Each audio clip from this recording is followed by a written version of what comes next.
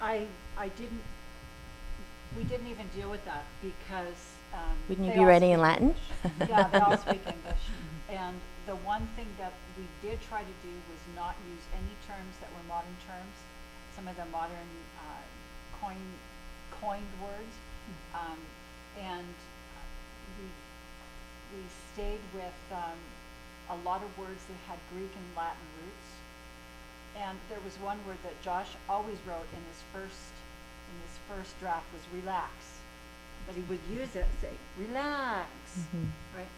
Which to me just really jarred. And so, yeah, so we would just look for those individual things, and really they would just come up now and again. But when we actually went through the second draft, we looked at those words to say, are those words Anglo-Saxon or Greek or Latin rooted words, so that they didn't stand out.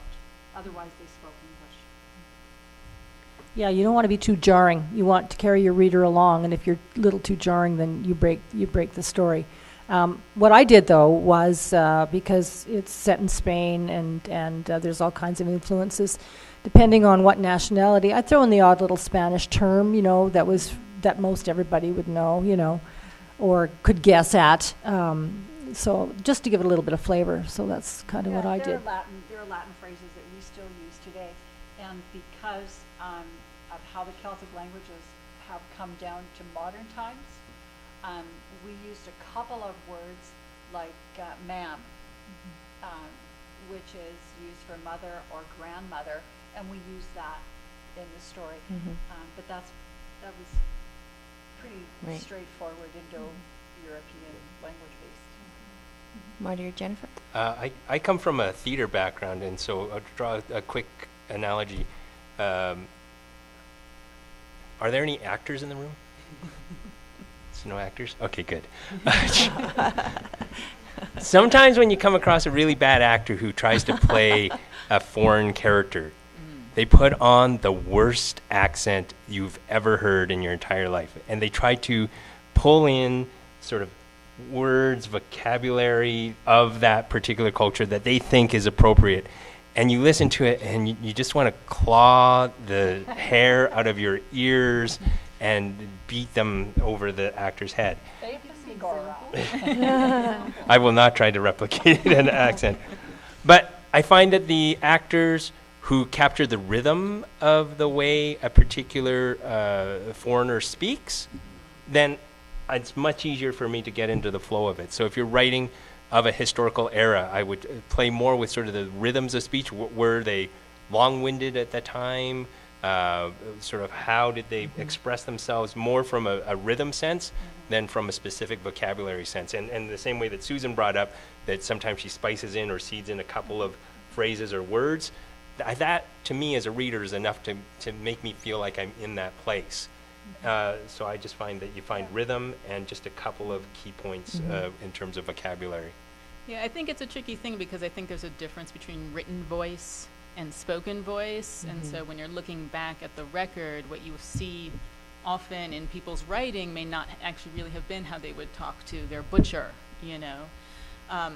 So for me, it's been a matter of kind of keeping the dialogue natural and much more about spot checking my vocabulary and my concepts, making sure like nobody can be unconscious before Freud because we didn't really have unconsciousness, things like that.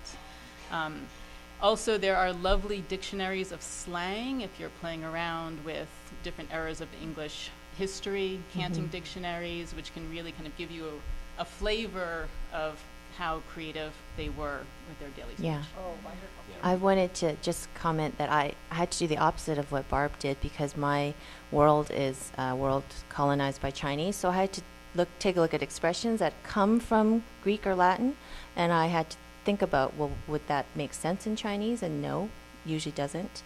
So I'd have to switch everything around. And I do, just like Susan, I throw in some Cantonese words because I speak Cantonese. I don't speak Mandarin. And I use Cantonese, in my text. So it really depends what you're writing, and it just depends how it feels. And if it's dialogue, read it out loud, and if it doesn't sound right, then it's probably not right. And I'm lucky in that I have source material like novels from the 30s that I can read. I have films from the 40s, 30s and 40s that I can watch to get a feeling for how people spoke. So I'm lucky in that way. And Thank you. just to add on to that, if you love playing around with language and you just want to do some general research, I'd point you to a couple of podcasts that you can listen to. There's A Way with Words. They sort of go through sort of the origin of different sort of regional words or dialects that come up. And there's also Lexicon Valley. Those two podcasts I listen all the time. It's not for specific research, but it's a great way to get a sense of how language is used and where it comes from. So it's a nice way to sort of download some information into your brain. Okay, great. So I'd just like to end our panel by saying thank you very much for coming. And I'd like to mention that everyone's projects. So again, Marty's books are the Eric Weiss Chronicles. He has 2 of 3 written. When is the third? The third one's coming next year. Next year. They are available in the merch area, probably at Owl's Nest, at that table. Jennifer's collection is, I'm going to try and say it, Vacui Magia? Vacui Magia. Vacui Magia. It's the Latin. It's for sale up in the merchants on the shared authors table. The shared authors table. And she's also going to be reading on Sunday at the Sirens Anthology Book Launch. Susan's latest project is the 3rd book in her trilogy, and the book is called The Tattooed Queen. It's going to be released in December. They are her first 2 books are on sale at the On Spec table in the merch area, and they are called. I think they will be. They They aren't will be. yet. They will aren't be. yet. And what's the titles of those 2 books? The first book is The Tattooed Witch, and then the second is The Tattooed Seer, and then the third one, which will be out in December, is The Tattooed Queen. Great. And Susan will be doing reading at Saturday, 1 o'clock in Kananaskis 1. And Barb, she is, I think, you're featured author at the Edge table Tomorrow at 4. tomorrow at 4. And her book is called, it's the Druids Trilogy, is that right? Trilogy, Druids, Captives, and Warriors. Wonderful. And then, if I could be so bold, these are my books. They're available at the Owl's Nest.